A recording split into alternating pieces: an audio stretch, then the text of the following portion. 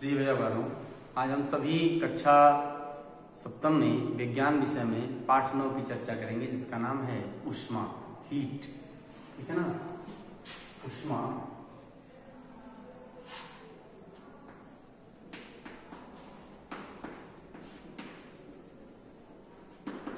Heat.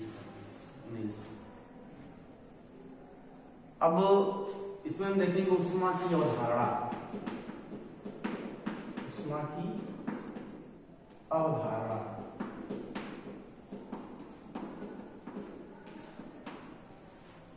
The concept of heat.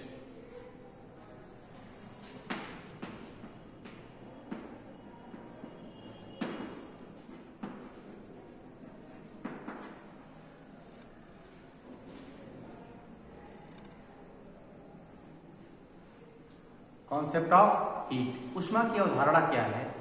यह एक सामान्य सी बात है कि कुछ वस्तुओं को छूने से वे ठंडी महसूस होती हैं, जबकि कुछ वस्तुएं गर्म महसूस, कुछ वस्तुओं को छूने से में गर्मी का एहसास होता है। आपकी माँ सुबह चाय बनाती है या खाना पकाती है तो इसे स्पर्श किया होगा आपने, यह गर्म होती है, जबकि फ्रिज में रखी वस्तु को स्पर्श करते हैं तो यह वस्तु ठंडी महसूस होती है। तो अतः इसे कहा जा सकता है किसी वस्तु की गर्माहट या ठंडेपन की माप ही उसकी ताप होती है। किसी वस्तु की गर्माहट या ठंडेपन की माप ही क्या होती है? ताप होती है। यानी हम ऊष्मा की अवधारणा में कह सकते, इसकी परिभाषा दे सकते हैं यहाँ पे, किसी वस्तु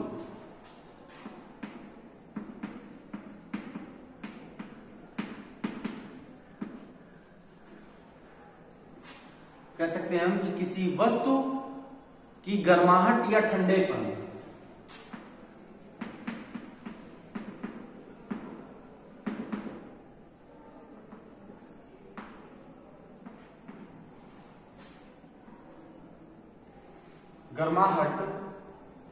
या ठंडेपन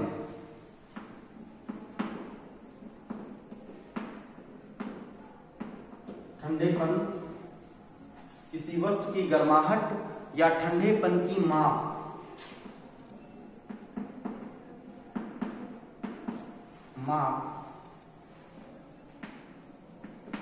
को हम ताप कहते हैं या कह सकते हैं। ये इसकी परिभाषा है, ये इसका कॉन्सेप्ट है। जब कोई वस्तु गर्म महसूस होती है तो क्या होता है? जब कोई वस्तु गर्म महसूस होती है तब इसका तात्पर्य है कि उसमें ऊष्मा संचार हुआ है। क्या हुआ है? उसमें ऊष्मा का संचार हुआ है। जब कोई वस्तु ठंडी महसूस होती है तो यह माना जाता है कि उसमें ऊष्मा का संचार कम मात्रा में हुआ है। प्राचीन काल में यह माना जाता था कि ऊष्मा कोई ऐसा पदार्थ है जिसके कारण वस्तु गर्म होती है और निकल जाने पर यह ठंडी हो जाती है, परंतु प्रयोगों से यह देखा गया है कि वस्तु की दोनों अवस्थाओं, गर्म या ठंडी में, उसका स्थान या उसका वजन समान रहता है। 18वीं सदी में, शताब्दी के प्रारंभ में ऊष्मा को एक भार रहित तरल माना जाता था और इस तरल का नाम था कैलोरिक। इस सिद्धांत के अनुसार प्रत्येक पदार्थ में कैलोरी की कुछ निश्चित मात्रा अवश्य होती है। ठीक है, यानी ऊष्मा को हम किसमें मापते हैं? कैलोरी में। ठीक है, इस आधार पर यह बताया जा गया है कि जिस पदार्थ में कैलोरी की मात्रा बढ़ जाती है वह गर्म हो जाता है और जिसमें इसकी मात्रा कम हो जाती है वह ठंडा हो जाता है। वस्तु, तो इसको लिख सकते हैं कि वस्तु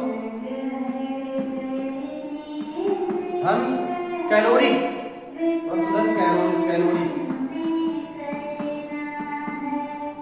बराबर क्या हो जाएगा? गर्म वस्तु या गर्म वस्तु। ठीक है, और वस्तु माइनस कैलोरी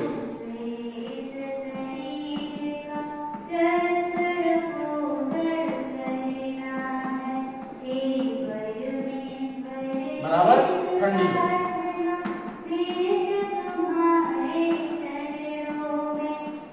इस प्रकार से इसकी अवधारणा देख सकते हैं। प्राचीन काल में मनुष्य इस बात को जानता था कि दो वस्तुओं को रगड़ने से उष्मा उत्पन्न होती है।